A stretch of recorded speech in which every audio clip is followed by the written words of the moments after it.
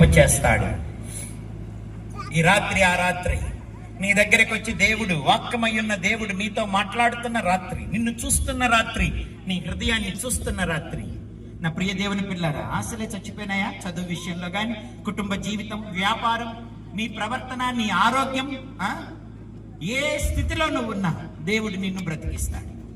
దేవుడు నిన్ను లేవనెత్తుతాడు. నీకు ఆశలు లేకపోయినా ఆశలు పుట్టిస్తాడు. నా 16వ ఏట అన్ని ఆశలు పోయినాయి. నాకు ఇక చదువు లేదు, కుటుంబంలో ప్రేమ లేదు, సమాజంలో గౌరవం లేదు, ఇక ఆరోగ్యం లేదు, మనశ్శాంతి లేదు, రేపటిని చూడకూడదు, చచ్చిపోవాలా అని బావిలో దూకి చచ్చిపోవటానికి వెళ్ళాను. నాకు బావికి బెత్తడి దూరం ఉన్నప్పుడు ఈ యేసు నాలో ఆశను కలుగ చేసినాడు. అది 16వ సంవత్సరం, ఇది 48వ సంవత్సరం, 32 సంవత్సరాలు చూపించాడు. రారా రేపటిని చూడను అంటున్నావని. రేపటిని చూడను, రేపటి నేను చూడలేను, రేపు నాకు వద్దు, రేపు నా జీవితంలో లేదు, చచ్చిపోతా అనుకొని వెళ్తే 32 సంవత్సరాలు చూపించాడు. ఇప్పటికే ఇంకెన్ని సంవత్సరాలు చూపిస్తాడో నాకు తెలియదు. ఈ జీవితం నేను ఊహించలేదు. ఈ కనికరం, ఈ ప్రేమ, ఈ కృప, ఈ పేరు, ఈ ప్రేమ నేను ఊహించలేదు. అమ్మ దగ్గర, నాన్న దగ్గర, తోబుట్టుల దగ్గర, ప్రాణ స్నేహితుల దగ్గర ప్రేమను పోగొట్టుకొని నా బుద్ధిహీనతతో అందరినీ దూరం చేసుకొని జీవితం నాశనమైపోతే లక్షల మంది ఈరోజు రాష్ట్రాలంతటా నన్ను ప్రేమించేటట్టుగా దేవుడు నన్ను చేశాడు. ఇంటా బయట దేవుడు నాకు సంతృప్తికరమైన శాంతి, సమాధానాలు, ప్రేమ, ఆప్యాయతలను గ్రహించినాడు. 32 సంవత్సరాలు చూశాను ఇప్పటికే.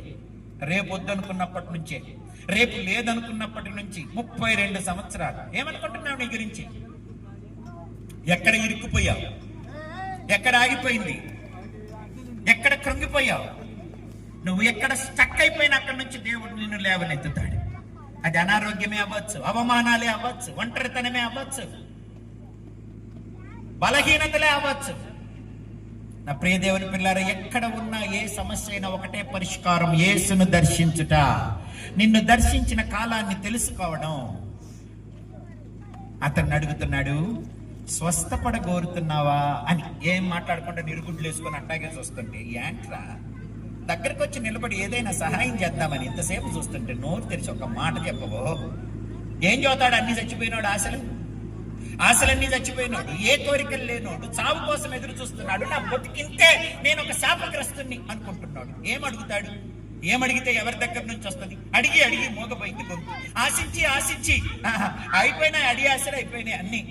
అట్టంటోని స్వస్థపడగోరుతున్నావా అన్నాడు. వచ్చింది స్వస్థత కోసమే. 38 సంవత్సరాల నుంచి దొరకల.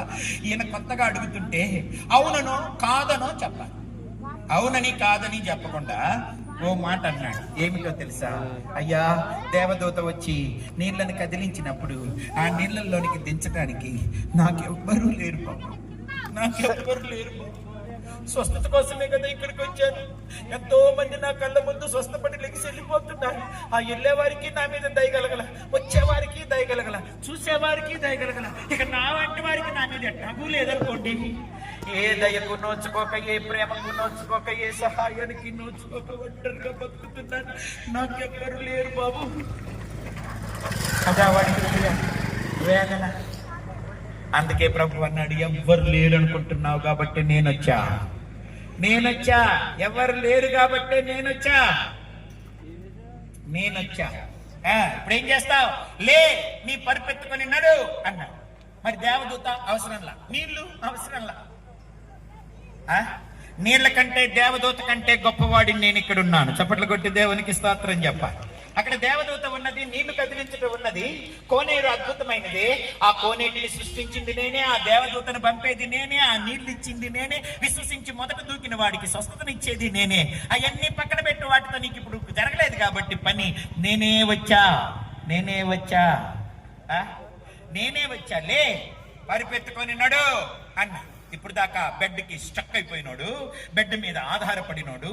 ఆ ఒక్క మాటతో నరాలలోకి, కండరాలలోకి, ఎముకలలోకి శక్తి వచ్చి ఆ జీవం కలిగిన మాటతో అతడు దిక్కున లెగిసి పరుపు చుట్టి భుజాన్ని పెట్టుకొని వెళ్ళిపోతున్నాడంతే. ఇప్పుడు దాకా దాని మీద ఆధారపడ్డాడు, ఇప్పుడు దాన్నే మోస్తున్నాడు. ఇప్పుడు దాకా అది మోసింది, ఇప్పుడు దాన్ని మోస్తున్నాడు. 38 సంవత్సరాల పరుపు మోసింది వాణ్ణి, ఇప్పుడు అతను మోస్తున్నాడు. నేను మీతో చెబుతున్నా, ఎవరి మీద ఆధారపడ్డావు? అమ్మ మీద, నాన్న మీద, భార్య మీద, భర్త మీద, తల్లిదండ్రుల మీద, స్నేహితుల మీద, అధికారాల మీద, పథకాల మీద ఆధారపడ్డావా? నీ మీద అనేకులు ఆధారపడేటట్టు దేవుడు చేస్తాడు. బట్టల కోసం, తిండి కోసం, డబ్బు కోసం, హాస్పిటల్కి పోతే అవసరాల కోసం కూడా ఎవరి మీద ఆధారపడుతున్నావు? ఎంతకాలం ఆధారపడతావలా? వృద్ధ తల్లిదండ్రుల మీద, పెన్షన్దారుల మీద ఆధారపడుతున్నావా? నిస్సహాయ స్థితిలో ఉన్నావా? నీ మీదే ఇతరులు ఆధారపడేటట్టు చేస్తాడు. ఎక్కడ పడిపోయావు అక్కడి నుంచి లేపుతాడు. నన్ను లేపాడు, నేనే నిలువెత్తు సాక్ష్యం, నన్ను లేపాడు. ఇక్కడ మరొక సహోదరుడు ఉన్నాడు. ఆ సహోదరుడి పేరు సురేష్. నాతో పాటు పరిచర్యలో నాకు సహకారిగా ఉంటున్నాడు. అతను ఎన్ని సంవత్సరాలు సురేష్? ఒకసారి ఇక్కడ 35 లక్షల రూపాయల అప్పు. 35 లక్షల రూపాయల అప్పు. వాస్తవానికి అతను చిన్నప్పటి నుంచే బేల్దార్ మేస్త్రిగా పనిచేసేవాడు. అమ్మ నాన్న కష్టజీవులు, 4 సంతానం. సురేష్ వాళ్ళు ఎన్ని సంవత్సరాల అప్పు ఉంది మీకు? 10 సంవత్సరాలు 35 లక్షల రూపాయల అప్పు. అలా అలా అలా అలా పెరుగుతూ వచ్చింది. వ్యాపారం మొదలు పెట్టడానికి అప్పు చేశారు. తర్వాత నాన్నకు పక్షవాతం వచ్చింది, దానికి కూడా అప్పు చేయాల్సి వచ్చింది. వ్యాపారంలో నమ్మిన వారు అన్ని తీసుకెళ్లిపోయి ఇవ్వకుండా వారిని మోసం చేశారు. కనుక అప్పుల పాలైపోయారు. ఎక్కడ ఏమంటారు, వడ్డీలు తీసుకున్నారు. ఆ తర్వాత శ్రీరామ్ చిట్స్ లో వడ్డీలు తీసుకున్నారు. అప్పు జనాల దగ్గర అప్పులు తీసుకున్నారు. డ్వాక్రా లోన్లలో అప్పులు తీసుకున్నారు. ఈ సమస్యలన్నీ తీరడం కొరకు ఈ అప్పులతో పాటు వడ్డీలకు చక్ర వడ్డీలై 10 సంవత్సరాల్లో 35 లక్షలకు చేరింది వీరి అప్పు. ఈ లోపు అమ్మ కూడా చనిపోయింది. అమ్ముంటే ఆ పథకం ఈ పథకం అని 5,000 18,000 వస్తూ ఉండే అప్పుడు గవర్నమెంట్లో. అమ్మ కూడా చనిపోయింది సడన్ గా కరోనాలో. అన్న జీతం అన్న పిల్లలకే సరిపోతుంది. అప్పులు పెరిగిపోతుంది. పొలం లేదు, ఏ వ్యాపారం లేదు, చేతి పని చేసుకోవటమే. ఒక్కడు చేసి అందరికి పెట్టవలసిన పరిస్థితి. అన్నకు కూడా సహాయం చేయాల్సిన పరిస్థితిలో ఇతను ఉన్నాడు. అలాంటి పరిస్థితుల్లో వారు ప్రభువుని తెలుసుకోవటం జరిగింది. ఎప్పుడైతే ప్రభువుని తెలుసుకున్నారో నేను చెప్పాను, ప్రభువు మీద విశ్వాసం ఉంచు, నీ ఎడారి నీటి మడుగులుగా మార్చబడుతుంది. దేవుడు కరుకు మార్గాన్ని నునుపు చేస్తాడు, వంకర మార్గాన్ని సరళం చేస్తాడు, లోయలను పూడుస్తాడు, పర్వతాలను చదును చేస్తాడు, గాఢాంధకారాన్ని ఆయన వెలుగుగా మారుస్తాడు. బాబు, నీకు దేవునికి అడ్డుగా ఉన్న ప్రతి పాపాన్ని దేవుని దగ్గర ఒప్పుకొని విడిచిపెట్టమని చెప్పాను. అలాగూ పాపాన్ని ఒప్పుకున్నాడు, బాప్తిస్మం తీసుకున్నాడు, ప్రభువును వెంబడిస్తున్నాడు. నిద్రపట్టని పరిస్థితులు. వాళ్ళకున్నదంతా ఒక ప్రాజెక్ట్ కట్టడం కింద వాళ్ళ ఊరంతా మునిగిపోతే ఈయనకు, వీళ్ళ అన్నకు, వీళ్ళ అమ్మ నాన్నకు కలిపి 3-5 సెంట్ల ప్లాట్లు ఇచ్చినారు. ఒక్కొక్క ప్లాట్ మహా అమ్ముడు పోతే 5 లక్షలకు అమ్ముడు పోతుంది. ఒక దాంట్లో ఇల్లు కట్టుకున్నారు. 2 ప్లాట్లు ఖాళీగా ఉన్నాయి. ఒక ప్లాట్ అమ్మినా సరే వాళ్ళ అమ్మ నాన్నది 5 లక్షలే పోతాయి. మరి 35 లక్షలు ఎక్కడి నుంచి కట్టాలి? ఉద్యోగాలు లేవు, చేసుకుంటే తినడం లేకపోతే లేదు. అమ్మా నాన్న చనిపోయారు, సహకారం లేదు. 2 అన్నదమ్ముళ్ళు, వారికి 5 పిల్లలు. పరిస్థితి దారుణంగా ఉండింది. అప్పుల వాళ్ళు పదే ఫోన్లు చేస్తుంటే నిద్ర పట్టక ఇక అందరూ ఇల్లంతా తాగి చచ్చిపోవటమే. ఇక అప్పులు తీరే దారే లేని పరిస్థితి వీరిది. అట్లాంటి పరిస్థితుల్లో ఉన్న 3 సెంట్లలో ఒక 5 సెంట్లు దేవుని మందిరానికి ఇచ్చేశారు. వీరి విశ్వాసం ఎంత గొప్పది! నా ప్రియ దేవుని పిల్లలు, 5 సెంట్లు దేవుని మందిరానికి ఇచ్చేసేసారు. నేనన్నా నాది అమ్మి అప్పు తీర్చుకోండి అని. లేదు, మా అమ్మ దేవునికి ఇవ్వాలనుకుంది కనుక అది దేవునిదే, దేవునికి ఇచ్చేసాం, దేవుడే చూసుకుంటాడు అని చెప్పి దేవుని మీద ఆధారపడి ఉన్నాడు. ఆ 5 సెంట్లు దాన్ని అమ్మలేదు. అక్కడ మందిరం కట్టి పరిచర్య ప్రారంభించినాం. ఇక 2 సెంట్లు, ఆ రెండింటిని అమ్ముకున్నా కూడా అప్పు తీరదు కనుక అలా ఉండిపోయినారు. నా ప్రియ దేవుని పిల్లరా, ఈలోపు కరోనా వచ్చింది. నేను బయటికి మీటింగ్స్కి వెళ్ళడానికి లేదు, ఇంట్లోనే ఉన్నాను. అప్పుడు తమ్ముడు వచ్చి నాతో అన్నాడు, హైదరాబాద్ లో కన్స్ట్రక్షన్ పనులు ఉన్నాయట, మీటింగ్స్ ఎలాగూ లేవు కాబట్టి నేను అక్కడికి వెళ్ళిపోయి ఏదైనా పని చేసుకుంటానన్నా అన్నాడు. సరే వెళ్ళమని చెప్పాను. అక్కడికి వెళితే కొన్ని నెలలు ఉన్నాడు. రూమ్ రెంట్ కట్టడానికి కూడా లేదు. నెలకు 500 కూడా, రోజుకు 500 కూడా దొరకట్లేదు. తినడానికి కూడా లేక అప్పులైపోతున్నాయి అన్నమాట. మరలా వచ్చాడు. ఓ సంపూర్ణ రాత్రి ప్రార్థనకు చర్చికి వచ్చి చెప్పాడు, అన్న అక్కడ పరిస్థితి అస్సలు బాగలేదు, రూమ్ రెంట్ కట్టుకోలేకపోతున్నాను, కనీసం 500 కూడా దొరకట్లేదు, అక్కడుంటే ఇంకా అప్పుల పాలైపోయేటట్టున్నాను, ప్రార్థన చేసి ప్రభు ఏదైనా దారి తెరుస్తాడేమో నా మేలు కోసం అని చెప్పి ప్రభువుకు ప్రార్థన చేయమని అడిగాడు. అలాగూ ప్రభువుకు ప్రార్థన చేస్తే ప్రభువు ములుగు అనే ప్రాంతానికి వెళ్ళడానికి సహాయం చేశాడు. ములుగు అనే ప్రాంతంలో వారి బంధువు ఒక ఆయన ఉంటే ఆ ములుగు ప్రాంతానికి అక్కడికి వెళ్ళాడు. వెళ్ళిన తర్వాత 1,00,000 రూపాయల పని, ఇటు చూడండి, దాన్ని ఎప్పుడు చూడలా, ఇటు చూడండి, 1,00,000 రూపాయల పని చేస్తే వాళ్ళ బంధువు మిమ్మల్ని ఇక్కడికి తెచ్చాను కాబట్టి ఆ 1,00,000 రూపాయలు తాను తీసేసుకొని 1,00,000 రూపాయలు కూడా ఇవ్వలేదు. అసలే అప్పుల్లో ఉండి అక్కడికి వెళ్ళి కష్టపడి 1,00,000 రూపాయల పని చేస్తే 1,00,000 రూపాయలు వారి బంధువే ఆశ్రయం ఇచ్చినోడే తీసేసుకుంటే ఎలా ఉంటది పరిస్థితి? ఆ అప్పు ఇవ్వలేదు, ఆ డబ్బులు ఇవ్వలేదు. అందుకని నా దగ్గరికి వచ్చి ఒక మాట అన్నాడు, అన్నా దేవుడు కనికరించి నాకే గనక పనులు అప్పగిస్తే కాంట్రాక్ట్ నేనే పనులు చేసుకుంటా, లేకపోతే వేరే దారి లేదన్నా, ప్రార్థన చేయమన్నాడు. ప్రభువుకు ప్రార్థన చేశాను. ప్రభు ఏం చేశాడో తెలుసా? అద్భుతంగా అతనికే కాంట్రాక్టులు ఇవ్వటం మొదలు పెట్టాడు. అవి ఏమి కాంట్రాక్టులు? గవర్నమెంట్ కాంట్రాక్టులు. ఆ కాంట్రాక్టులు ఇస్తూ ఉంటే తను నమ్మకంగా చేసే పనికి ఇంకా ఇంకా కాంట్రాక్టులు వచ్చి ఒక్కొక్క కాంట్రాక్ట్ మీద 1,00,000 రూపాయల నుంచి 15 లక్షల దాకా మిగిలేటట్టు దేవుడు చేశాడు.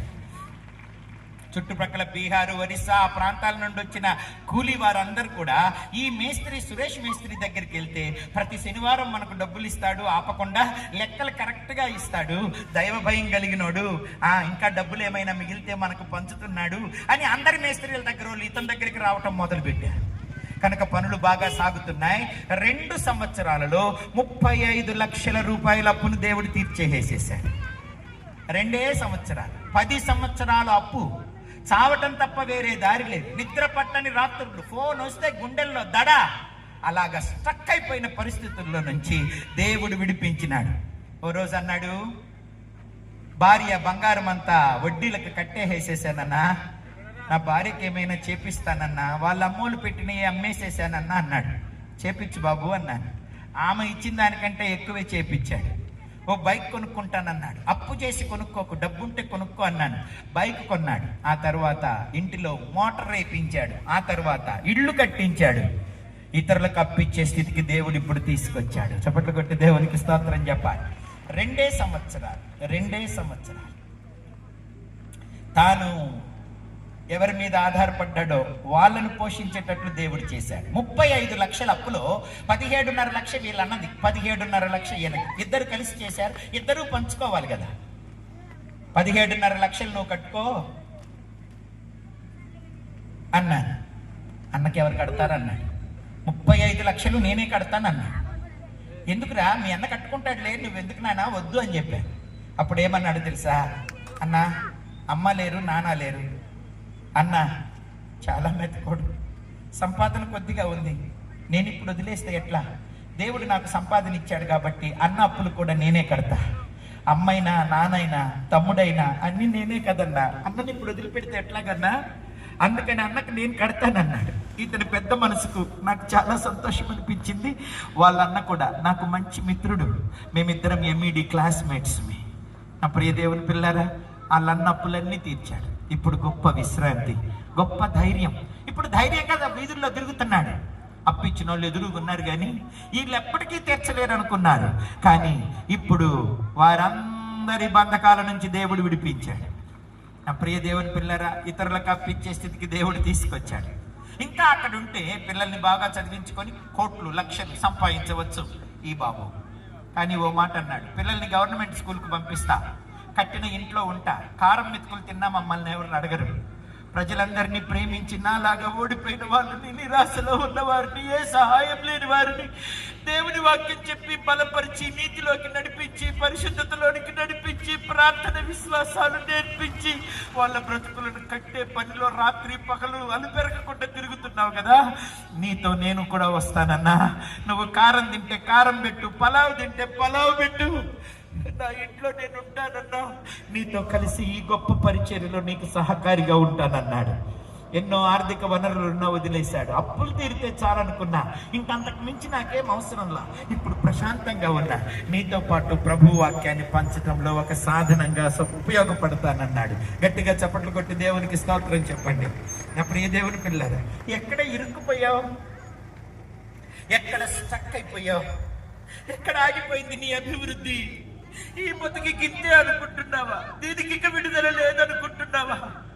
నువ్వు ఎక్కడ మానసికంగా, శారీరకంగా, ఆర్థికంగా, సామాజికంగా, ఆత్మీయంగా ఎక్కడ నువ్వు ఆగిపోయినా నిరాశలో బ్రతకకు, నిరీక్షణ కలిగి ఉండు, యేసు వైపు చూడు, ఆ మాటను విశ్వసించు, నీకు నూతన శక్తి దేవుడు ఇస్తాడు. చప్పట్లు కొట్టి దేవునికి స్తోత్రం చెప్పాలి. లే లాజరు అని అంటే 4 రోజులు సమాధిలో పెట్టబడిన లాజరును లేపిన జీవవాక్కు. అది ఉత్త మాట కాదు, పిచ్చి మాట కాదు, శక్తిహీనమైన మాట కాదు. అది నీ పరిస్థితులను మార్చే మాట. నువ్వు విశ్వసిస్తే ఈ రాత్రి నీవు నిన్నటిలాగా ఉండవు. రేపు నీ జీవితం వ్యత్యాసంగా దేవుడు చేస్తాడు. నా ప్రియ దేవుని పిల్లరా, ఎవరికి ఏ సమస్య ఉన్నా ఉండనివ్వండి, అది ఎవరు తీర్చలేనిదైనా అవనివ్వండి, అది అసాధ్యమే ఈ లోకంలో అవనివ్వండి, దేవునికి అసాధ్యమైనది ఏది కూడా లేదు. దేవుడు నీ జీవితంలో చేస్తాడు, నా జీవితంలో చేశాడు, సురేష్ జీవితంలో చేశాడు.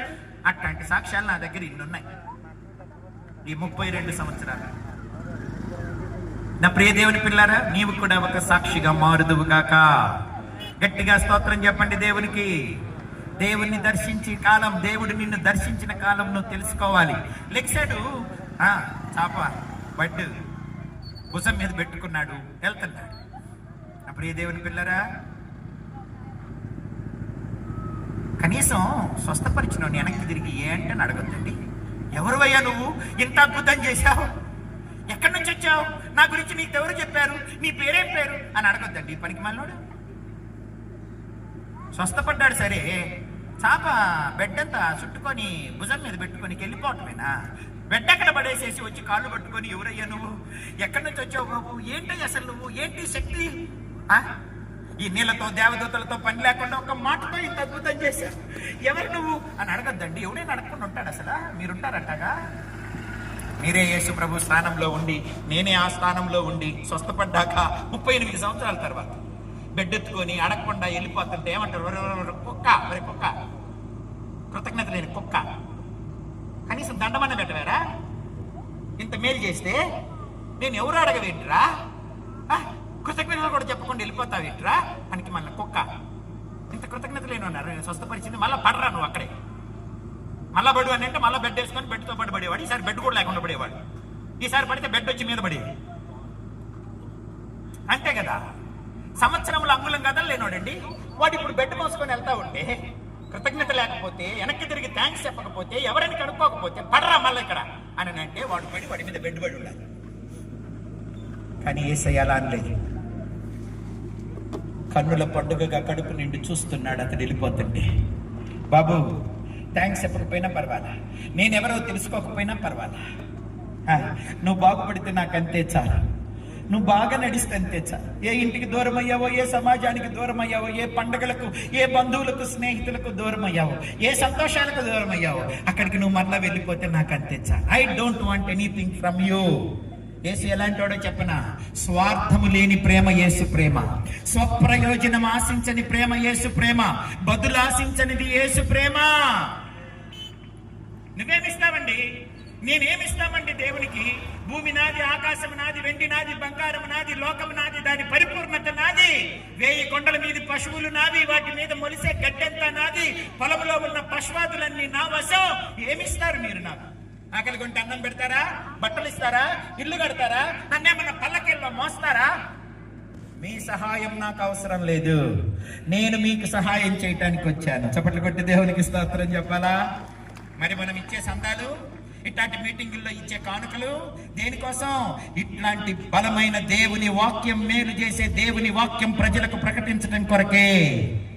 ఆ దేవుని పని కోసం ఇస్తే దేవునికి ఇచ్చినట్టే, దేవుని పేరటిస్తే దేవునికి ఇచ్చినట్టే. దేవుడు 100 అంతలు తిరిగి నీకు ఈ లోకంలో పరలోకంలో అనుగ్రహిస్తాడు. ఈ సత్యవాక్యం ప్రకటించడానికి నీ కష్టాన్ని ఇస్తే దేవుడు నిన్ను వదిలిపెట్టడు. నీవు చేసిన కార్యములను మర్చిపోవడానికి ఆయన అన్యాయస్తుడు కాదు. ఈ సత్యవాక్యం, జీవవాక్యం, విశ్వాస వాక్యం, మేలు చేసే వాక్యం, సహాయము చేసే వాక్యం, రక్షించే వాక్యం, స్వస్థపరిచే వాక్యం ప్రజలకు అందించడానికి నువ్వు పాలిభాగస్తులు అవ్వటం నీకు దొరికిన భాగ్యం. నా ప్రియ దేవుని పిల్లలారా, ఆయన ఏమి ఆశించలేదు. కదా, ఒక నమస్కారం కూడా ఆశించలా, కనీసం ఆయన ఎవరో తెలుసుకోవాలని కూడా ఆశించలా. అలా వెళ్ళిపోతుంటే ఇలా చూసి ఆనందపడ్డాడు. అలా వెళ్ళిపోతుంటే వాడిని చూశారు శాస్త్రులు, పరిసయ్యులు, మత పెద్దలు, ఆ ప్రాంత ప్రజలు చూశారు. ఎవడరా నిన్ను స్వస్థపరిచినాడు? అది విశ్రాంతి దినానా? వారికి అప్పుడు శనివారం విశ్రాంతి దినం. విశ్రాంతి దినాన పూచిక పుల్ల కూడా ఎత్తకూడదని ఉంది ధర్మశాస్త్రంలో.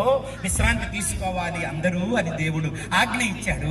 ఆ విశ్రాంతి దినాన వీడు పరిపెత్తుకొని వెళ్తుంటే, రే ఎవడరా నిన్ను స్వస్థపరిచింది, విశ్రాంతి దినాన పరిపెత్తుకొని పోతున్నావేమిట్రా అన్నారు. వాడు స్వస్థపడ్డందుకు సంతోషపడద్దు. ధర్మశాస్త్రాలు ఆజ్ఞలు అన్ని ఎందుకు? మనుషుల కోసం. విశ్రాంతి దేనికోసం? మనుషుల కోసం.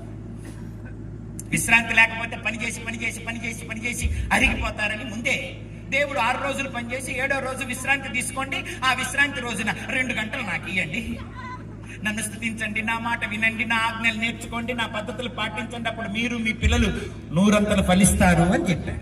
మనకు విశ్రాంతి లేదు. ఆల్ ద టైం సంపాదన.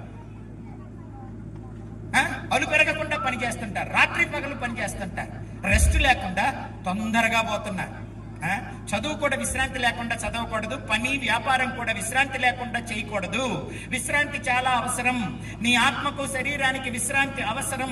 అప్పుడే నువ్వు ఎక్కువ కాలం బ్రతుకుతావు. కనుక టేక్ రెస్ట్ అన్నాడు.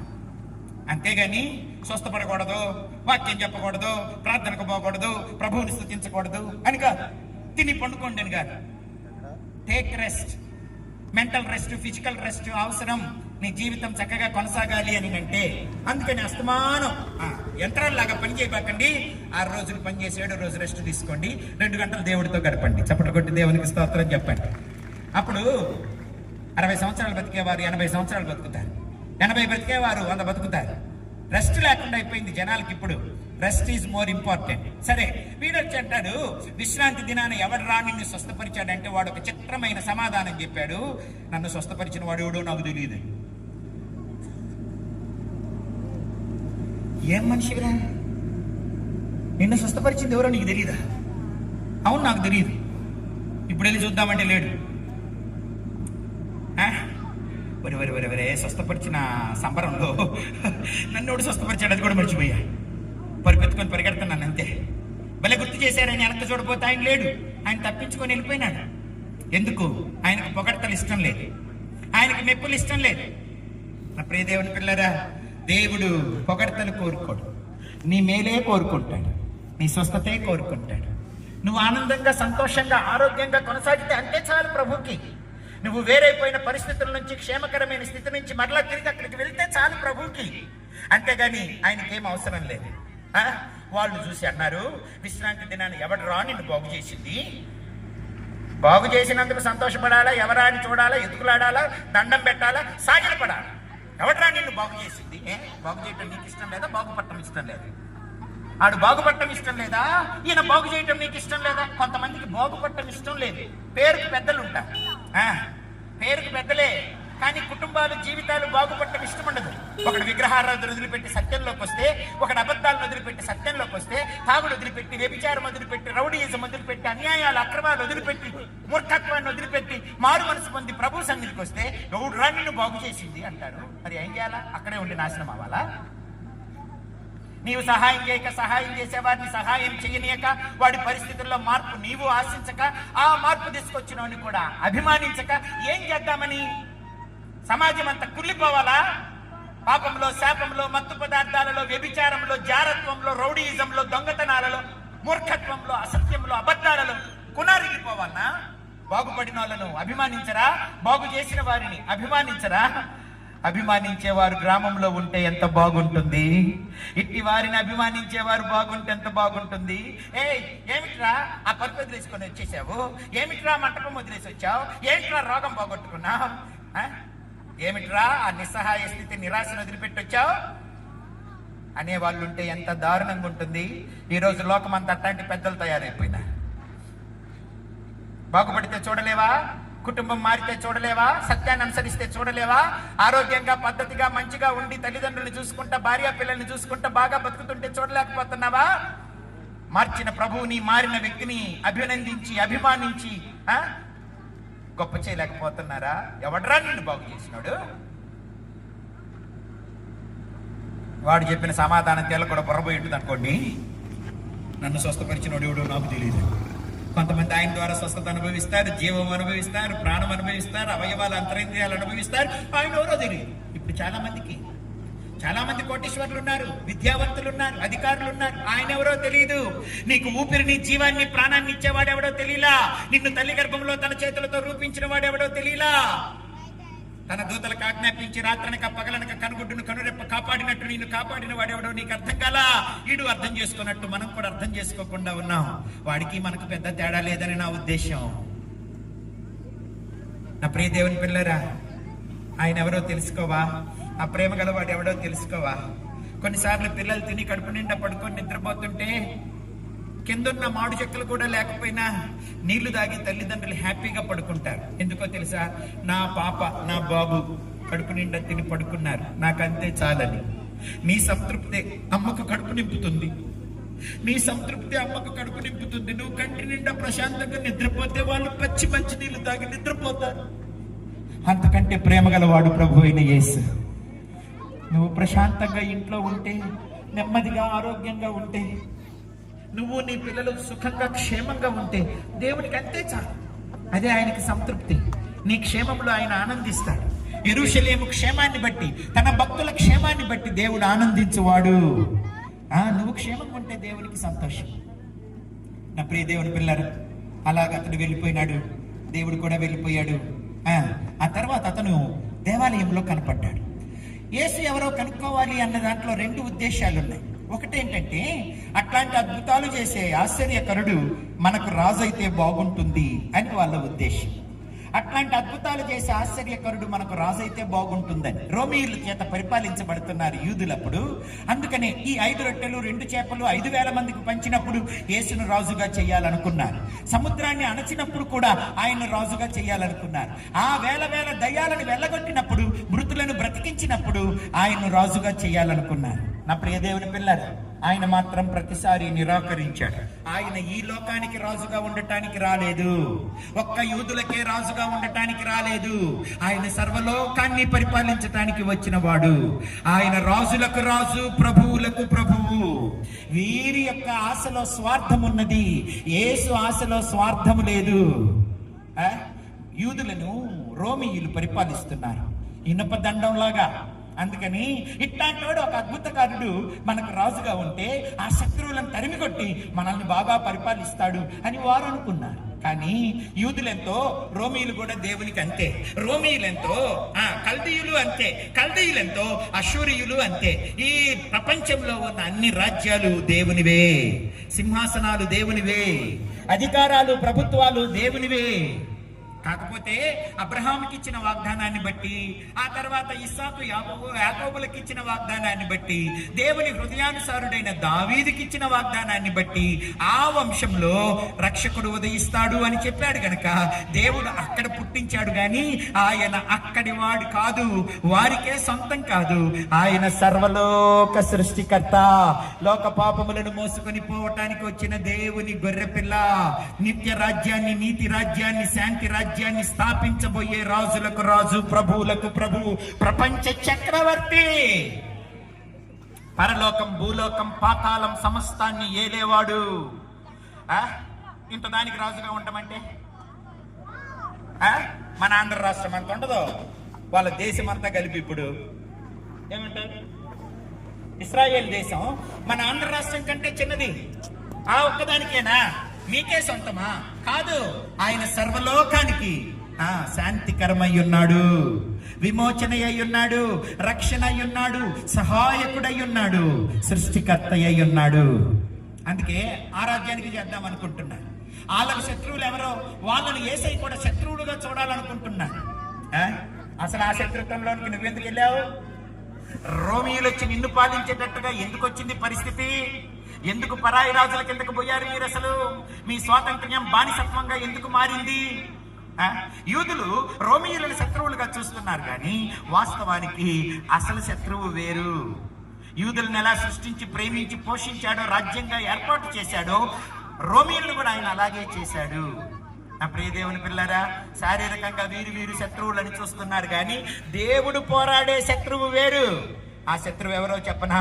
దుష్టుడైన సాతానుడు. ఆ శత్రువు పాపము. యూదులను, రోమియులను, సిరియనులను, అశ్షూరియులను, కల్దీయులను, ఆ రాజ్యం ఈ రాజ్యం అన్ని రాజ్యాలను ఒకే ఒక శత్రువైన సాతాను నుంచి, పాపము నుంచి, మరణము నుంచి విడిపించడానికి వచ్చిన జయశీలుడు యేసు. నీకు శత్రువు అయితే నిన్ను ప్రేమిస్తాడు, ఆ శత్రువును కూడా ప్రేమిస్తాడు. అందరూ ఆయన వారే కదా, అందరూ ఆయన వారే.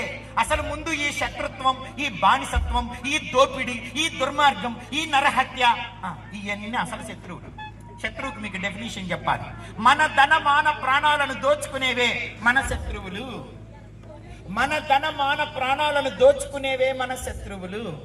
ఇప్పుడు మన ధనాన్ని, మానాన్ని, ప్రాణాన్ని దోచుకుంటున్న ప్రపంచ మానవ జాతికే శత్రువులు ఏమిటి అని అంటే మత్తు పదార్థములు, వ్యభిచారము, పెళ్లి కాక ముందే చేసే జారత్వము, లంచగొండితనము, అక్రమము, అన్యాయము, రౌడీయిజము, అసత్యము, విగ్రహారాధన, పాపము, తల్లిదండ్రులకు అవిధేయత, నమ్మిన వారిని మోసం చేసే ద్రోహం, అది శత్రువు.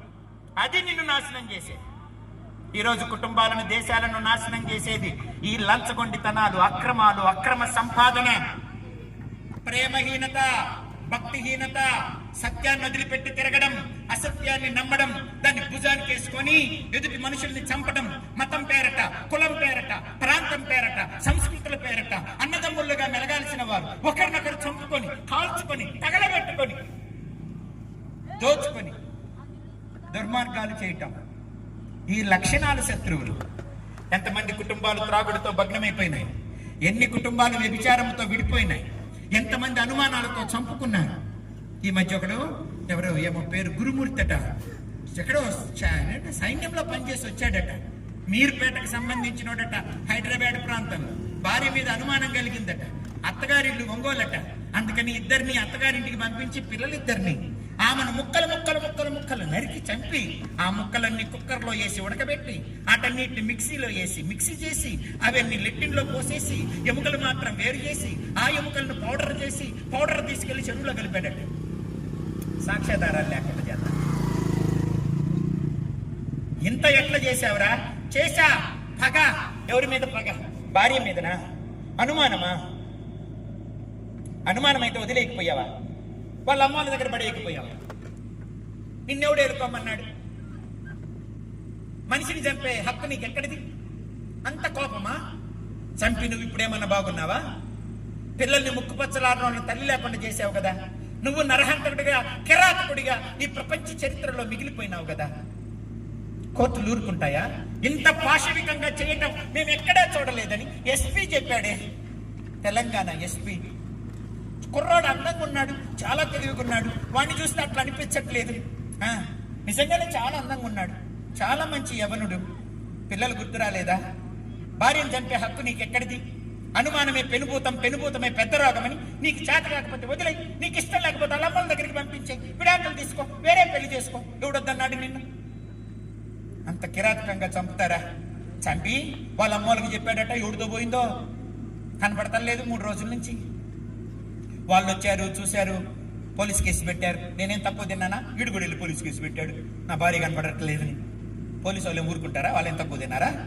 వాళ్ళు సీసీ కెమెరాలని చూశారు. నీ పిల్లలిద్దరిని తీసుకెళ్ళి వచ్చావు మళ్ళా. ఆ తర్వాత నీ భార్య ఇంట్లో నుంచి బయటకు పోయిన ఫుటేజే లేదు. తర్వాత నువ్వే గొడ్డలు అవి తీసుకుపోతున్నావు, కవర్లు తీసుకుపోతున్నావు, బకెట్లు తీసుకుపోతున్నావు, పద్దాకలు తిరుగుతున్నావు. ఏమిట్రా సంగతి? నీ ఇంటికి వచ్చినోడు లేడు, నీ భార్య బయటికి పోలేదు, నువ్వే తిరుగుతున్నావు.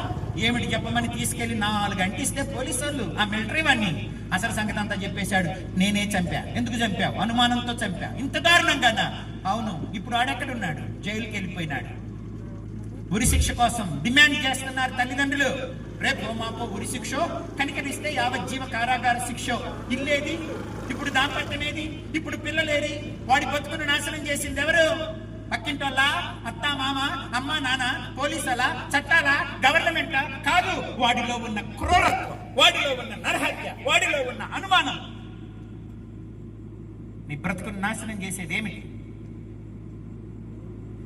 నీ బ్రతుకును నాశనం చేసేదేమిటి? నీ అవయవాలు కొల్లదీసేదేమిటి? నీ డబ్బులన్నీ నాశనం చేసి స్థలాలు, పొలాలు, ఇల్లు అమ్ముకునేటట్టు నువ్వు చేస్తున్నా బానిసత్వం. శత్రువు ఎవరు?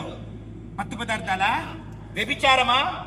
కలిగిన దానితో తృప్తిగా ఉండలేని దురాశ, పేరాశ, అమ్మా నాన్న పట్ల కృతజ్ఞత లేని నీ ధనాపేక్ష, నీ స్వార్థమా, నీ లోభత్వమా, ఏది నిన్ను నాశనం చేస్తాను? పెద్దలకు దైవజనులకు లోబడలేని నీ అవిధేయత, నా ఇష్టం వచ్చినట్టు నేను బతుకుతాననే విచ్చలు విడితనమా? ఎవడి మాట నాకు అవసరంలా, నేనెవడి మాట విన్నా, నేనెవడి మీద ఆధారపడను. నా జీవితం నా ఇష్టం, నా సంపాదన నా ఇష్టం, నా ప్రేమ నా ఇష్టం, నా అక్రమ సంబంధాలు నా ఇష్టం, నా అలవాట్లు నా ఇష్టం, నేను ఎట్టగైనా నాశనం అవుతా. ఆ విచ్చలవిడితనమే నీ శత్రువు. అర్థం చేసుకోవాలా? పిల్లలు, ఎవరు, పెద్దలు, వృద్ధులు, ఈ ప్రాంతంలో చేరిన నరులందరికీ, మానవులందరికీ దండం పెట్టి చెబుతున్నా, నీ శత్రువు మీ అత్త కాదు, నీ భార్య కాదు, నీ భర్త కాదు, పక్క కులవాడు కాదు, పక్క మతవాడు కాదు. నీ శత్రువు నీలో ఉన్న అజ్ఞానం, నీ గర్వం, నీ అవిధేయత, నీకు పట్టిన దురలవాట్లు, నిన్ను నాశనం చేసే దుష్ట స్నేహితులు. లోబడని నీ మనస్తత్వమే నీ శత్రువు, నీ విచ్చలవిడితనమే నీ శత్రువు, నీ తిరుగుబాటే నీ శత్రువు. సత్యాన్ని బోధించి కాళ్ళు గడ్డం పట్టుకొని బతిమలాడుతున్న కాళ్ళు అనుకొని పోతావే, అది నీ శత్రువు. ప్రియ దేవుని పిల్లరా, అర్థం చేసుకోండి. యేసు ప్రభు జయించాల్సి వచ్చింది, జయించడానికి వచ్చింది రోమియుల్ని కాదు, ఈ దేశాలన్నింటినీ, రాజుల దగ్గర నుంచి సామంతుల దాకా అందరినీ నాశనం చేస్తున్న పాపం అనే శత్రువును జయించడానికి వచ్చాడు, మట్టు పెట్టడానికి వచ్చాడు. పాపమునే జయించడానికి వచ్చినవాడు, పాపులకు శాంతిని ప్రసాదించడానికి వచ్చినవాడు, నీతిని, పరిశుద్ధతను ప్రసాదించడానికి వచ్చాడు. ఆయన కనికరం వల్లనే ఈ పాపి రక్షించబడ్డాడు. చప్పట్లు కొట్టి దేవునికి స్తోత్రం చెప్పాలి. ఈ దుర్మార్గుడు రక్షించబడ్డాడు. ఈ ఓడిపోయిన చెడిపోయినాడు ఈ రోజు లోకానికి పరిశుద్ధతను బోధిస్తున్నాడు, ప్రేమను బోధిస్తున్నాడు. ఈ ధైర్యం లేనోడు ధైర్యాన్ని, ఈ ఓడిపోయినోడు విజయాన్ని ప్రకటిస్తున్నాడు. ఆ ప్రభు యొక్క కృప ద్వారానే ఈ ఎందుకు పనికిరానోడు ఈ రోజు ఇన్ని వేల మంది ఎదురు చూసేటట్టుగా దేవుడు చేశాడు. నా ప్రియ దేవుని పిల్లరా, ఆయన మనందరికీ శాంతికరమై ఉన్నాడు, మన పాపములకు శాంతికరమై ఉన్నాడు. మన శత్రువు నుంచి మనల్ని విడుదల దయచేసేవాడు. నీ ఇంటిని, ఒంటిని నాశనం చేసే, నీ ఆత్మను, మనస్సును నాశనం చేసే శత్రువు ఎవరో అది తెలుసుకో, అది తెలుసుకో. ఆ శత్రువు నుంచి విడుదల కావాలని యేసుని అడుగు. వీళ్ళు అదడగట్లా, రోమియుల నుంచి మాకు శత్రుత్వం, మాకు విడుదల కావాలి, నువ్వు వచ్చి ఫైట్ చేయి, నీ అద్భుత శక్తితో వాళ్ళని నాశనం చేయి. నిన్ను తయారు చేసినట్టు వాళ్ళని తయారు చేయలా? యూదుల్ని తయారు చేసినట్టు దేవుడు రోమియుల్ని చేయలేదా? ఈ సర్వలోక మానవాళిని యేసయ్యే తయారు చేశాడు. ఒకవేళ నువ్వు ఆయన శత్రువుగా చూస్తే చూడొచ్చు, కానీ నువ్వు ఆయన సృష్టి, ఆయన కుమారుడు, ఆయన కుమార్తె. ఈ రోజు లోకం కూడా యేసును ఆ కులాలకు, మతాలకు అంటగట్టి ఆళ్ళవాడు, మావాడు కాదు, అందుకని ఆయనతో వ్యతిరేకంగా పోరాడతారా? ఆయన వాక్యాన్ని వ్యతిరేకిస్తారా? ఆయన రక్షణను వ్యతిరేకిస్తావా? ఆయన సత్యాన్ని వ్యతిరేకిస్తావా? ఆయన ఇచ్చే జీవాన్ని, పాప క్షమాపణను తృణీకరిస్తున్నావా? నీ జ్ఞానం, నీ తెలివి, నీకున్న సమస్తం ఆయన మూలంగా కలిగినాయి కనుక ప్రియ దేవుని పిల్లలారా, ఆయనను వ్యతిరేకించొద్దు, ఆయనను అడ్డుకోవద్దు. ఆయన దగ్గరికి రా, ఆయనను కోరుకో, ఆయనను చేరుకో, ఆయనను వేడుకో, నీకు సహాయం చేస్తాడు. ఈడు స్వస్థపడిన తర్వాత ఈయనను పట్టించుకోవట్లేక వెతుకుదామన్నా కనపడలేదులే, పోతే పోయాడనట్టు గట్ట స్వస్థపరిచాడు చాలు అనుకుంటా జనాల్లోకి వెళ్ళి పండగలో తిరుగుతున్నాడు. యేసయ్య వచ్చాడు, వాడిని కనుగొన్నాడు, ప్రైవేట్ గా భుజం మీద చేయి పెట్టాడు, ఓ మాట అన్నాడు. ఏమనో తెలుసా? స్వస్థపడ్డావు కదా, స్వస్థత పొందావు కదా, మరి ఎక్కువ కీడు నీకు కలగకుండానట్లు మరలా పాపం చెయ్యొద్దు అన్నాడు. ఆ మాట అనగానే నన్ను స్వస్థపరిచిన వాడు యేసు, నన్ను స్వస్థపరిచిన వాడు యేసు అంటున్నాడు. ఇంతలోకి ఎట్ట తెలిసిపోయింది? ఆ ఒక్క మాటతో తెలిసిపోయింది. ఏమా మాట? మరలా పాపం చెయ్యొద్దు అన్నమాట. ఈ లోకంలో పాపం చెయ్యొద్దని చెప్పిన వాడు యేసు ఒక్కడే. పరిశుద్ధంగా బ్రతకమని చెప్పింది ఆయన ఒక్కడే. చాలా గ్రంథాలు, మతాలు పాపం చేయొద్దు, పుణ్యం చేయండి అని చెప్పారు, కానీ చేసినవాడు, చేసి చూపించినోడు లేడు, చేసిన వాళ్ళని విడిపించేవాడు లేడు, చెయ్యకుండా శక్తినిచ్చేవాడు లేడు. చప్పట్లు కొట్టి దేవునికి స్తోత్రం చెప్పాలి. యేసు ప్రత్యేకత ఏంటో చెబుతాను. పాపం చెయ్యొద్దని చెప్పాడు, పాపం చెయ్యకుండా తన జీవితాన్ని చూపించాడు, పాపం చేసిన వారిని పాపం నుంచి విడిపించాడు, మరలా పాపం చేయకుండా శక్తినిస్తున్నాడు. అందుకే యేసు కావాలి ఈ లోకానికి. అన్ని మతాల కంటే, అన్ని మార్గాల కంటే యేసు మార్గమే ఎందుకు ఈరోజు ప్రపంచమంతా ఘనముగా ధైర్యంగా ప్రకటించబడుతుందో తెలుసా? పాపము లేనివాడు, పాపులను క్షమించేవాడు, పాపము మీద జయమిచ్చేవాడు యేసు. ఈ యేసు గదు లోకానికి కావాలి, ఈ మార్గం గదు కావాలి, ఈ రక్షణ గదు కావాలి. అందుకే గదు ఇంతమంది పాస్టర్లు, 18 మంది, గొల్లవాని తిప్పలో ఉన్న 18 మంది ఒకటై ఈ ప్రాంత ప్రజల రక్షణ కొరకు ఒక్క తాటి మీదకి వచ్చారు. ఇంతటి ఐక్యత, ఇంతటి ఏకత్వం నేను ఎక్కడా చూడలేదు. చప్పట్లు కొట్టి దేవునికి స్తోత్రం చెప్పాలి. ఎవరికి వాళ్ళు మీటింగ్లు పెట్టుకొని మేము గొప్పగా పెట్టామంటే మేము గొప్పగా పెట్టామని, మా చర్చిలో బాగా జరిగిందంటే వాడి చర్చిలో బాగా జరిగిందని అంటే ఈ పోటీలు చూస్తున్నాం. కానీ ప్రపంచమంతా గొల్లవాని తిప్ప ఊరిలోనే 18 మంది పాస్టర్లు, పాస్టరమ్మలు కలిసి పోగేసుకొని ఇంతమందిని పిలిచి కన్నీటితో ప్రార్థన చేసి ఈ కూడిక పెడుతుంది ఒకే ఒక్క ప్రభువును ప్రకటించుటకు. ఆయన పరిశుద్ధుడు, ఆయన ప్రేమ గలవాడు, ఆయన సృష్టికర్త. ఆయన సరిగా అర్థం చేసుకోండి. ద్వేషించకండి, దూషించకండి. కుల మతాలు ఆయన పెట్టలేదు, సంస్కృతులు సాంప్రదాయాలు ఆయన కలుగజేయలేదు. ఆయన నరులను కలుగజేశాడు, వారికి శరీరాన్ని అమర్చాడు, ఆత్మనిచ్చాడు, హృదయాన్ని ఇచ్చాడు, బ్రతుకుండగా బతకటానికి భూలోకాన్ని ఇచ్చాడు, చచ్చిపోతే పరలోకాన్ని ఇస్తాడు. నీ ఉనికికి కారణం ఆయన. అర్థం చేసుకోండి, అపార్థం చేసుకోబాకండి, అసహ్యించుకోబాకండి, వేరే ఘాటికి అంటగట్టకండి. ఆయన నీ ప్రభువు, ఆయన్ను చేరుకో. వచ్చి చెప్పాడు, డోంట్ డూ సిన్ అగైన్. మరలా పాపం చేయకు. స్వస్థపడ్డావు. ఏమి స్వస్థత ఇది? శారీరక స్వస్థత. అబ్బాయి, శారీరక స్వస్థత పొందావు. కొన్నిసార్లు మన శరీర రోగాలకు కూడా కారణం మన పాపమే. కొన్నిసార్లు మాక్సిమం మన పాపమే మన రోగానికి కారణం. పక్షవాయువు వచ్చినోడితో దేవుడు చెప్పాడు, నీ పాపాలు క్షమించబడి ఉన్నవి కనుక నీ పరుపెత్తుకున్నాడవమని. పాపానికి రోగానికి ఏమిటి సంబంధం అని అక్కడ ఉన్న మత పెద్దలు అడిగినారు. అందుకే ప్రభు అన్నాడు, పాపం వల్లనే రోగం కలుగుతుంది అని చెప్పాడు. పాపము చాలా రోగాలకు కారణం. పాపము చేసి గెహజీ కుష్టు తెచ్చుకున్నాడు, పాపము చేసి గెహజీ కుష్టు తెచ్చుకున్నాడు, మోసం చేసి కుష్టు తెచ్చుకున్నాడు, ధనాపేక్షతో కుష్టు తెచ్చుకున్నాడు. నా ప్రియ దేవుని పిల్లరా, పాపం వల్లనే ఆకాను కుటుంబం నాశనమైపోయింది. పాపమే కుటుంబాలను నాశనం చేసేది. విచ్చలవిడితనం, మూర్ఖత్వమే కుటుంబాలను నాశనం చేసేది. ఆజ్ఞాతిక్రమమే పాపం. పాపం వలన వచ్చు జీతము మరణము. అది శరీరాన్ని, సంతానాన్ని, ఆదాయాలను, కుటుంబాలను కూల్చేస్తుంది, మనశ్శాంతిని పోగొడుతుంది. అకాల మరణాలకు గురవుతారు. విచ్చలవిడితనం మంచిది కాదు. నిప్పు ఎవరినైనా కాలుస్తుంది. పాపం నిప్పు లాంటి. పసిపిల్లోడు పట్టుకున్నా కాలుద్ది, పండు ముసలు పట్టుకున్నా కాలుద్ది, పెద్ద కులం పట్టుకున్నా కాలుద్ది, చిన్న కులమోడు పట్టుకున్నా కాలు. అమెరికా వాడు పట్టుకున్నా నిప్పు కాలుద్ది, గొల్లవాడిని తిప్పడు పట్టుకున్నా కాలుద్ది. నిప్పు ఎవరినైనా కాల్చదా? పిడికడి నిప్పులు తీసుకొని ఇంటి మీద వేసుకుంటే తగలబడదా ఇల్లు? లాస్ ఏంజల్స్ లో పెద్ద పెద్ద కోట్ల రూపాయల ఆస్తులు తగలబడిపోయినాయి. నిప్పు ఎవరినైనా కాలుస్తుందండి. పేరునిక గన్నోడైనా, అనామకుడు, పక్కన వాళ్ళ పక్కింటికి కూడా తెలియని అనామకుడైనా ఎవరినైనా కాలుస్తుంది మంటలు, నిప్పులు. పాపం నిప్పు లాంటిది. నీ తెలివితేటలతో దాన్ని తప్పించుకోలేవు, నీ కులాలతో, అధికారాలతో దాన్ని తప్పించుకోలేవు. పాపమును విడిపించువాడు యేసు ఒక్కడే, పాపాలు క్షమించేవాడు యేసు ఒక్కడే. నీ పుణ్యకార్యాలతో, దాన ధర్మాలతో నువ్వు పాపాన్ని తొలగించుకోలేవు. కొంతమంది చేసిన తప్పులన్నీ చేసి పుణ్యకార్యాలు చేసి పడేస్తే, అన్నదానాలు చేసేస్తే పాపం పోద్దనుకుంటారు. మీకు సంగతి చెప్పాలి. మంచి నేతితో పలావ్ దినుసులు వేసి, డ్రై ఫ్రూట్స్ వేసి, గమగమలాడే పలావ్ చేసి పేడ చేతితో అన్నం పెట్టారనుకోండి, ఆ పలావును పేడ చేతితో పెట్టారనుకోండి వచ్చినోడికి, పాపం నీ మీద ప్రేమ, నాకు నీ ఆకలి తీర్చాలనుకుంటున్నా, నేనేమో పెద్ద అన్నదాతని కాబట్టి నాకున్న పెద్ద మనసుతో, పేడతో ఉన్న చేతితో, పెంటతో ఉన్న చేతితో గమ్మగమ్మలాడే నీటి పొలావు నీకు పెడతాను అన్నాడు అనుకో, ఎవడన్నా తింటాడండి? ఒకవేళ తిన్నాడు అనుకో, వాడి కడుపు బాగుంటుందండి?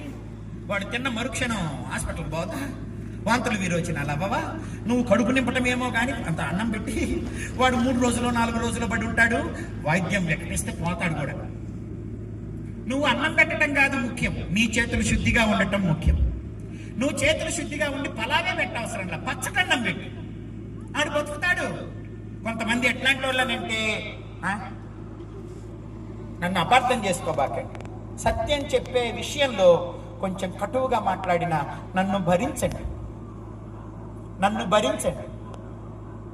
భ్రమలలో బ్రతకబాకండి.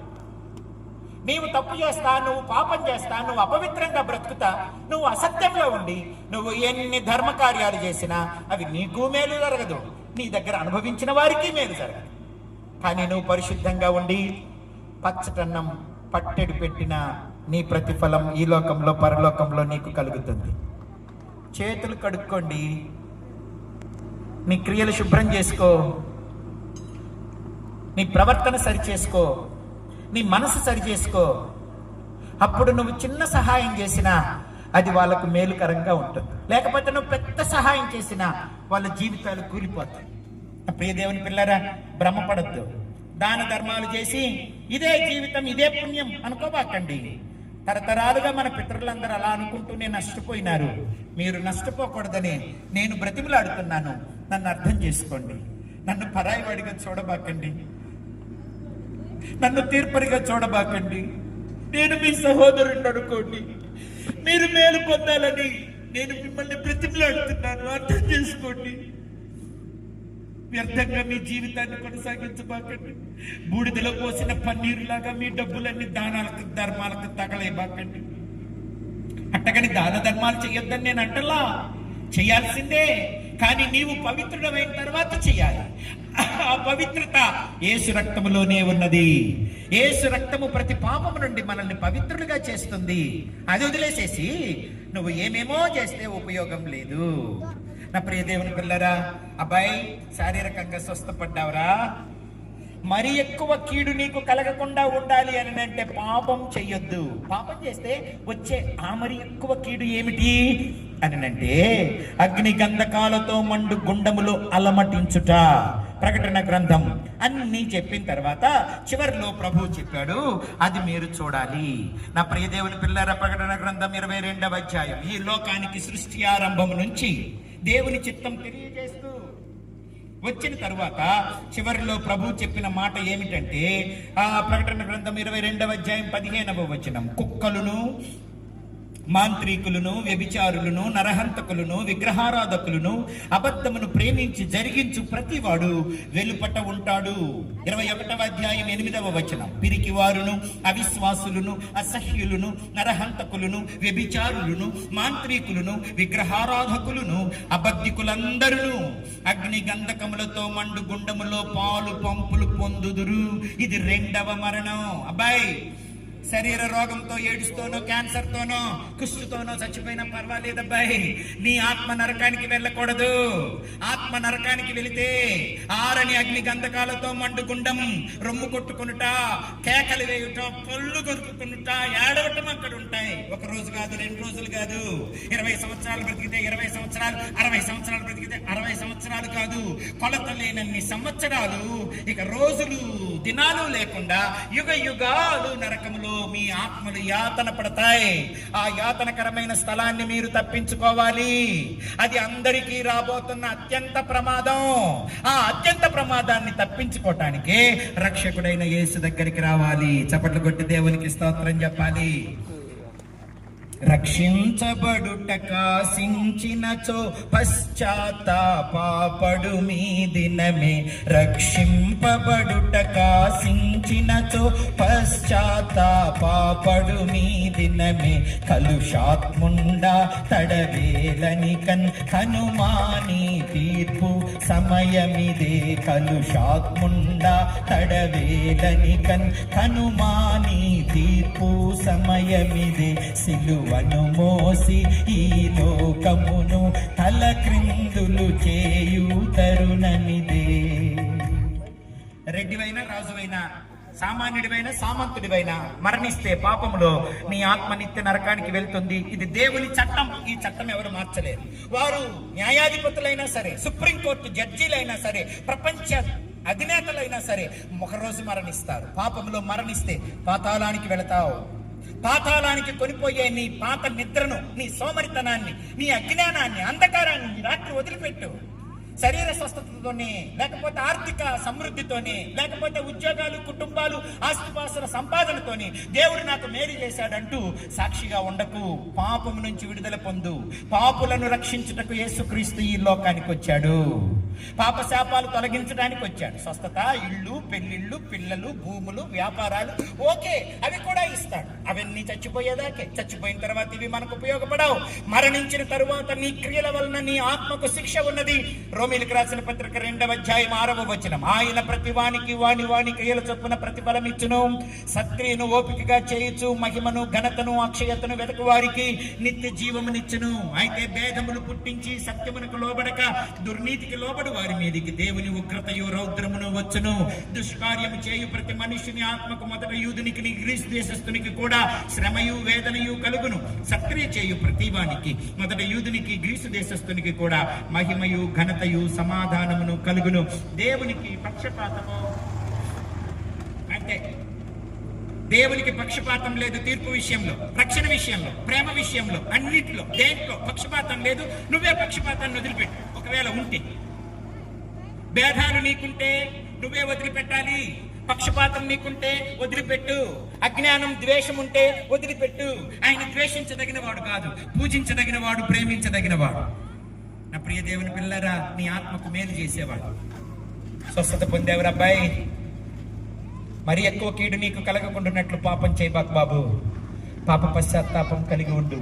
పశ్చాత్తాపం చాలా అవసరం. పశ్చాత్తాపం ఎవరి దగ్గర? ప్రభువు దగ్గర, కలువరి శిలువ దగ్గర. పశ్చాత్తాపం అవసరం. పశ్చాత్తాపం పరివర్తననివ్వాలి. కొంతమంది నాది తప్పు అని గ్రహిస్తారు. పశ్చాత్తాపంలో ఉన్న అంశాలు మీతో చెబుతా. ఒకటి, నువ్వు చేసే తప్పును గ్రహించాలి. గ్రహించిన దాన్ని ఒప్పుకోవాలి. ఒప్పుకున్న దాన్ని విడిచిపెట్టాలి. విడిచిపెట్టిన దాన్ని అసహ్యించుకోవాలి. అసహ్యించిన దాన్ని ద్వేషించాలి. ఇవన్నీ జరిగితే పశ్చాత్తాపం వచ్చినట్టు. అంతేగాని ఇట్లాంటి వాక్యం విన్నప్పుడు నిజమే నేను అట్లాగే చేశా, అందుకే ఎట్టయిపోయా అని మళ్ళీ ఇంటికి పోయి నాకు అయ్యే చేస్తే ఉపయోగమేమో. కొంతమంది వాక్యం విన్నప్పుడు పశ్చాత్తాపడతారు, నిజమే అంటారు, రావాలని అనుకుంటారు, రారు. పాపాన్ని గ్రహించు, పాపాన్ని వదిలిపెట్టు, ఒప్పుకో, వదిలిపెట్టు, అసహ్యించుకో, ద్వేషించు. అప్పుడు నీవు పరిశుద్ధుడిగా మార్చబడతా. అంతేగాని ఒప్పుకోవటం మళ్ళీ చేయటం, ఒప్పుకోవటం మళ్ళీ చేయటం, దానివల్ల ఏంటి ఉపయోగం? ఇట్లాంటి ప్రసంగాలు ఎన్నింటే ఏంటి? నీ జీవితకాలం అంతా ఇంటే ఏంటి? బురదలో ముంచుతుంటేవి, నీళ్ళలో ముంచుతుంటేవి, బురదలో ముంచుతుంటేవి, నీళ్ళలో ముంచుతుంటేవి. ఎన్నిసార్లు ముంచుతావట? నా ప్రియ దేవుని పిల్లరా, పరిశుద్ధంగా నిన్ను నువ్వు కాపాడుకునే శక్తి ప్రభువు ఇస్తాడు. ప్రభువా, నా పాపాన్ని తొలగించు, నన్ను క్షమించు, నన్ను రక్షించు, నా కీడు తొలగించు, నన్ను నిత్య నరకం నుంచి నా ఆత్మను విమోచించు, మహిమ, ఘనత, అక్షయతలు నాకు స్థానమి, ఇన్ని మేలులు చేసినోడివి వివవా ప్రభువా, మీకు పరలోక రాజ్యం ఇవ్వాలనే ప్రభువు చిత్తం. చిన్నమందా, భయపడబాకండి, మీకు పరలోక రాజ్యం ఇవ్వాలనే తండ్రి చిత్తం. నా రాజ్యంలో చేరాలని నేనొచ్చా, పరలోకం చేర్చడానికే నేనొచ్చా. అద్భుతాలు, స్వస్థతలు, ఆశీర్వాదాలు ఇవన్నీ ఓకే, అవి చచ్చిపోయేదాకే. చచ్చిపోయిన తర్వాత ఇవన్నీ ఉండవు. చనిపోయిన తర్వాత ఒక్కటే, పరిశుద్ధత, నీతి, భక్తి, విశ్వాసం పరలోకం చేరుస్తుంది. ఆ విధేయత కూడా నేను మీకు ఇస్తా. శరీరానికి, ఆత్మకు కావలసిన మేలులన్నీ నేను చేస్తా. కనుక నా దగ్గరికి రండి, నా దగ్గరికి రండి. ఆయనే వచ్చాడు, ఆయనే చెప్పాడు. ఈడెప్పుడైతే నన్ను స్వస్థపరిచిన వాడు యేసు అని చెప్పాడో, యూదులంతా ఆయన్ను పట్టుకొని హింసించారట. ఏంటండి ఇది దుర్మార్గం? ఈ దుర్మార్గం ఏమిటండి? హింసించటం ఏమిటండి? ప్రేమించేవాడిని ద్వేషించటం ఏమిటి? సహాయం చేసేవాడిని దూషించటం ఏమిటి? స్వస్థపడి ఎవరు దిక్కు మొక్కు లేక పడి ఉంటే వాడిని లేపి సమాజంలో చేరిస్తే ఆయనను హింసించటం ఏమిటి? ఈ లోకానికి పరిపాటైపోయింది. మేలు చేసేవారిని, బుద్ధి చెప్పేవారిని, జ్ఞానం చెప్పేవారిని, సత్యం చెప్పేవారిని, బాగుపడాలని బతిమిలాడేవారిని దూషించుట, ద్వేషించుట, చంపటం, నరకటం, కాల్చటం అలవాటైపోయింది ఈ లోకానికి. హింసించిన స్వస్థపరచటం మానుకోలేదు. చప్పట్లు కొట్టి దేవునికి స్తోత్రం చెప్పాలి. హింసించిన ప్రేమించటం మానుకోలేదు. అందుకే క్రీస్తు బిడ్డలందరూ బూతులు తిట్టినా, అవమానం చేసినా, చర్చిలు తగలబెట్టినా, జనాల్ని కాల్ చేసినా ప్రేమించటం మానుకోవట్లేదు. అందుకే ఈ సువార్త కూడికలో తనను జంపు శత్రులకు దయను చూపెనా, తన నెనరు చూపెనా, ప్రభు కనికరించెనా. ఓ జనకై జనుల క్షమించు మనసు వేడెనా. తనను జంపు శత్రువులకు దయను చూపెనా, తన నెనరు చూపెనా, ప్రభు కనికరించెనా. ఓ జనకై జనుల క్షమించు మనసు వేడెనా. క్రీస్తు ప్రేమ అన్నిటికంటే ఎందుకు గొప్పదో తెలుసా? నీకు మేలు చేయడానికి వచ్చిన నువ్వు దూషించి, ద్వేషించి, హింసించి, చంపినా నిన్ను ప్రేమించడం మాత్రం మానడు. నా ప్రియ దేవుని పిల్లరా, కత్తికి కత్తి కాదు, దుష్ట శిక్షణ శిష్ట రక్షణ కాదు. మానవులందరినీ రక్షించడానికి వచ్చినవాడు, ప్రేమించడానికి వచ్చినవాడు, క్షమించడానికి వచ్చినవాడు, గుండెల్లో కత్తులు దించుతుంటే కూడా ప్రేమించినవాడు. నా ప్రియ దేవుని పిల్లలారా, చేసిన మేలును మర్చిపోయినా, చేసిన ఉపకారాలు మర్చిపోయినా నిన్ను మరువని వాడు, నువ్వు నాశనం అవటం చూడని వాడు. యేసు దగ్గరికి రండి, దండం పెడతా. మరొక సంవత్సరానికి నేను ఉంటానో లేదో. అయ్యగారు అన్నారు ప్రతి సంవత్సరం మీరు మాకు ఒక డేట్ ఇవ్వాలని. నేను కూడా అన్నాను, సరే దైవ చిత్తం అయితే అన్నాను. కానీ వచ్చే సంవత్సరానికి ఉంటానో లేదో నాకేం తెలుసు. ఉంటే వస్తానులేండి, ఒకవేళ ఉండకపోతే, ఈ రాత్రి వెళ్తూ వెళ్తూ ఏదైనా యాక్సిడెంట్ అయి చచ్చిపోతే మరలా రాలేను కదండి. యేసును నిర్లక్ష్యం చేయబాకండి. లోక అవసరాల కోసం ఆత్మను నాశనం చేసుకోబాకండి. తాత్కాలిక శరీర అవసరాల కోసం శాశ్వతమైన ఆత్మను నాశనానికి అప్పగించుకోబాకండి. దేవుని దగ్గరికి రండి. మిమ్మల్ని ప్రేమిస్తున్నాడు. ద్వేషించావా, దూషించావా? ప్రారంభంలోనే చెప్పాను. బైబిల్ తగలబెట్టి యేసును ద్వేషించిన సాధు సుందర్ సింగ్ మనశ్శాంతి లేక రైలు కింద పడి చచ్చిపోవాలనుకుంటుంటే చనిపోవద్దు. నువ్వు వెతుకుతున్న యేసును నేనే, నువ్వు వెతుకుతున్న సమాధానం నేనే, శాంతి నేనే, రక్షణ నేనే, దేవుణ్ణి నేనే అని చెప్పాడు. నా ప్రియ దేవుని పిల్లల రక్తం గారే పాదాలతో టిబెట్కి, నేపాల్కి, భారతదేశానికి సువార్తను అందించాడు సాధు సుందర్ సింగ్.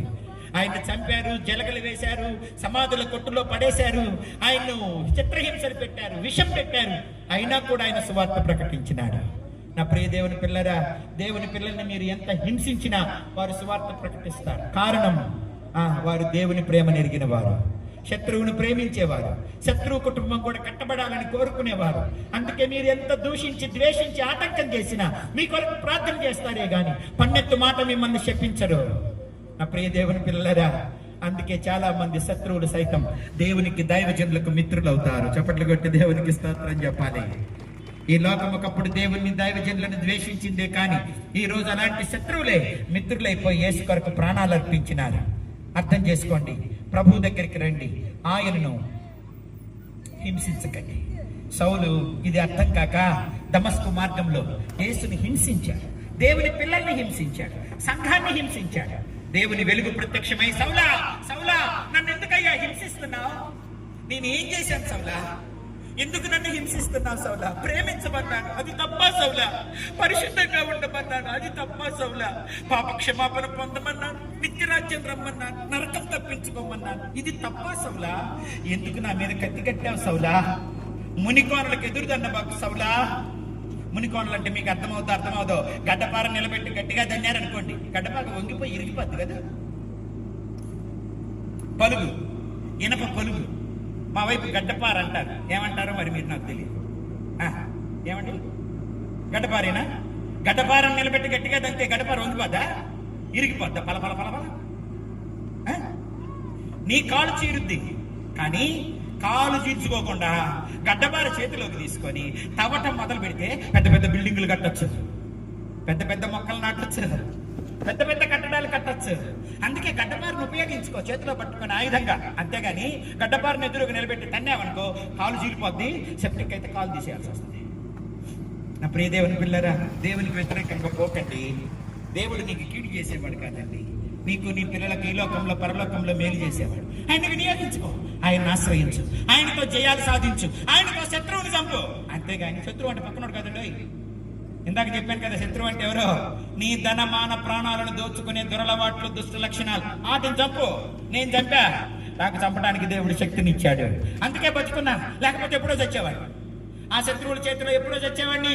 ఆ శత్రువుని చంపబట్టి దేవుడు నన్ను ఈ రోజు జీవంతో ఉండి మీకు కూడా ఈ జీవాన్ని ప్రకటిస్తున్నాను. ప్రభు దగ్గరికి రండి, ఆయనను చంపకండి, ఆయనను చంపకండి. ఆయన మీ కొరకే మరణించిన వాడు, మిమ్మల్ని బతికించడానికి వచ్చినాడు. ప్రభువుకు దూరం అయిపోబక్కండి ప్రియ దేవుని పిల్లరా, ప్రభువుకు దూరం అవ్వకండి. ఒక స్నేహితుడు తన స్నేహితుడు చెప్తున్నాడంట, మార్రా మార్రా మార్రా. వీడు చూస్తే నీడు బుర్ర తింటాడని దూరం దూరం వెళ్ళిపోతున్నాడు. ఒకసారి తిరణాలకు వెళ్ళాడట, తాగుబోతులతో కలిసి బాగా తాగారట, తిన్నారట. ఇక తిన్నదరక్క కన్నుకుంటా తుట్టుకుంటా నెట్టుకుంటున్నాడు. కోపం పెరిగింది. పక్కనే బండుంటే తీసుకొని వేసి తలకేసి మోదాడట. తల పుచ్చకాయ పగిలిపోయినట్టు పగిలిపోయి వాడి ఫ్రెండే విలవెల్లాడుతూ చచ్చిపోయాడు. ఆ రక్తమంతా వీడి ఒంటి మీద పడింది. అప్పటిదాకా తిరణాల జనం చూస్తున్నారు కానీ ఒక్కడ ఆపలేదు. వాడు చచ్చిపోయిన తర్వాత అప్పుడు ఈ పెద్ద మనుషులందరూ తెలిసి, అరే వాడు నరహంతకుడురా, వాడు మన కళ్ళ ముందే మనిషిని చంపాడురా, ఈయన వదిలిపెట్టకూడదురా, ఈయన కూడా చంపుతామరా. ఇక అందరిని చంపుకుంటపోవటమే. ఆయన చంపాడు, ఈయన కూడా చంపుతాం, పట్టుకోండిరా అనేసరికి ఈడు మత్తు దిగిపోయి ప్రాణాలు గుప్పిట్లో పెట్టుకొని పరిగెత్తుకుంటూ ఇంటికి వెళ్ళాడు. వాళ్ళమ్మ గడప దగ్గర కూర్చొని ఉంది. ఈడు ఎర్రగా పరిగెత్తుకుంటా రావటం చూసి, ఏమిటది రంగా రక్తమా? అర్థం కాక వాళ్ళమ్మ టక్కుని లెగిసి తలుపేసేసి కిటికీ దగ్గరకు వచ్చి కూర్చుందంట, నిలబడిందంట. వాళ్ళ అమ్మని చూసి, ఏంటమ్మా పొరపాటున తాగిన మైకంలో రాయితో కొడితే వాడు చచ్చిపోయాడు, ఆ రక్తం అంతా మీద పడింది, వాళ్ళందరూ పట్టుకొని తలా ఒక గుద్దుతే చచ్చిపోతాను, తిరణాల జనం కాపాడతావని ఇంటికి పరిగెట్టి వస్తే నన్ను చూసి తలుపేస్తావేంటే అని అంటే, పనికి మాలినోడు, అది రంగో రక్తమో తెలియక అనుమానంతో ఉన్నా రక్తమే, నోరు మూసుకొని పోరా ఇక్కడి నుంచి, నీకు ఇంట్లో స్నానం లేదు, ఏ నక్షత్రాన్ని పుట్టావురా, నిన్ను కన్నా నా కడుపే దరిద్రపు కడుపురా, నిన్నొక్కనే కన్నాను అనుకుంటున్నావా, నీ తర్వాత నలుగురిని కన్నా, ఇప్పుడు నేను ఇంట్లోకి రానిస్తే మొత్తం తీసుకెళ్లి పోలీస్ స్టేషన్ లో కేసు పెడితే నేను నా పిల్లలు నువ్వు చేసిన దానికి తిరగాలా? నోరు మూసుకొని పో, నువ్వు బతికినా ఒకటే చచ్చినా ఒకటే, చేసుకున్నాడికి చేసుకున్నంత అనుభవించరా అని కిటికీలు కూడా మూసేసింది. తిరణాల జనం కేకలేసుకుంటూ వస్తుంటే వీడికి నిలవలేడు లేక పరిగెత్తుకుంటా బంధువుల దగ్గరికి వెళ్ళాడట, స్నేహితుల దగ్గరికి వెళ్ళాడట. ఊర్లో ఎవరూ రానివ్వలే, కానీ ఊరి బయట వీడి ఆత్మరక్షణ కోరుకుంటున్న ఒక విశ్వాసం ఉన్నాడట స్నేహితుడు. తప్పించుకొని తిరిగాడు వాడి దగ్గర నుంచి. ఇప్పుడు వాడి దగ్గరికే వెళ్తూ పెద్దగా అరిచాడట. ఆ రవి అనేవాడు బయటకు వచ్చాడు. బయటకు రాగానే, వరే ఇక పరిగెత్తలేనురా, జరగాల్సిందంతా జరిగిపోయిందిరా, అందరూ తలుపులేసారురా, నా శక్తి చాలట్లేదురా, గొంతు ఎండిపోతుంది, ఒక గ్లాస్ నీళ్ళు ఇరా అన్నాడట. వాడు లోపలికి తీసుకెళ్లి గ్లాస్ నీళ్ళు ఇచ్చి, ఏమి ట్రైది అన్నాడట. నువ్వు చెప్పిన మాట ఉంటే బాగుండేది, తాగుడు తాగుడు తాగుడు అంట తాగుబోతులతో కలిసి చివరికి ఆ తాగుడులోని ఇంత అఘాయిత్యం చేశా, అందరికీ చిక్కిపోయా, ఇప్పుడు వచ్చి పట్టుకుంటే చచ్చిపోతా వెంటాడుతున్నారు, అమ్మ తలిపేసింది, బంధువులు తలిపేశారు, నువ్వేదైనా ఆదరిస్తావని ఆశ్రయం ఇస్తావని వచ్చానురా అన్నాడట. వాడు నీళ్లు తాగమన్నాడు. తాగిన తర్వాత ఇక పరిగెత్తలేనురా, ఎత్తులాడుకుంటూ వస్తారా, వాళ్ళ చేతిలో పడకుండా ఎట్లాగైనా నన్ను కాపాడరా ఈ ఒక్కసారి అన్నాడట. కాపాడటానికి నాకు మాత్రం ఒక గది, అన్ని ఇళ్ళు ఎత్తులాడుకుంటూ వచ్చిన వాళ్ళు ఇక్కడ కూడా ఎత్తులాడతారు, వచ్చి లోపలికి వచ్చి నిన్ను పట్టుకుపోతారు, నేనేం కాపాడను అంతమంది ముందు అన్నాడట. ఏదో ఒకటి చేయరా అని అనగానే అప్పుడు ఆయన అన్నాడట, కాపాడతాను కానీ ఆ తర్వాత అయినా ఈ త్రాగుడు, అదృష్ట స్నేహాలు ఇవన్నీ మానేసి ప్రయోజకుడిగా ఇంటి పట్టు నుండి అమ్మా నాన్నకు ఉపయోగపడతానని నాకు మాట ఇరా అన్నాడట. వాడు మాట ఇచ్చాడట. ఇంతకుముందు ఎన్నోసార్లు మాట ఇచ్చా కానీ తప్పా, ఈసారి మాత్రం ఈ సమస్య నుంచి తప్పిస్తే ఇక నేను ఎప్పుడు వదిలిపెట్టాను నిన్ను, నేను తప్పకుండా బాగుపడతానన్నాడు. ఆ మాట ఎప్పుడైతే ఇచ్చాడో వెంటనే ఆ రక్త బట్టలు ఇతను వేసుకున్నాడట. ఈయన తెల్ల బట్టలు వాడికి ఇచ్చాడట. తలుపు బార్లగా తెరిచే ఉంది, తలుపు చాటున వీడిని నిలవబెట్టాడట.